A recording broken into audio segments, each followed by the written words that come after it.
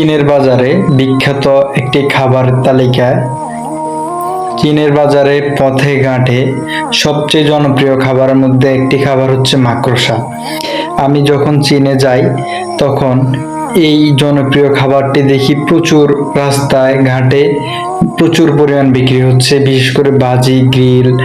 এখন এই বিভিন্ন স্পাইসি মেডিসিন ব্যবহার করে বিট লবণ, তো সয়া সস টয়া সস দিয়ে বিভিন্ন শাকসবজিতে তারা ইউজ করতেছে। এই জিনিসটা আমার কাছে আসলে অবাক লাগছে। এত বাজে একটি খাবার তারা কি পরিমাণ খায়, মানে বলার বাহিরে। আপনারা খেয়াল করে দেখেন তারা মানে এটা স্বাদ কি পরিমাণ ভাবে নিচ্ছে, যা ইতিহাসে কল্পনাই করা যায় না। আপনারা খেয়াল করেন ভিডিওতে ওরা কি পরিমাণ বিক্রি হচ্ছে এবং কি পরিমাণ তারা কিনছে, এটার প্রতি খুব আগ্রহ খেয়াল করলাম। এই জিনিসটা আমি আসলে অবাক। একটু এত বড় একটা চীনের মতো একটা রাষ্ট্র কি সব জিনিস কিনে কিনে খাচ্ছে, জিনিসটা আসলে কেমন কেমন লাগছে।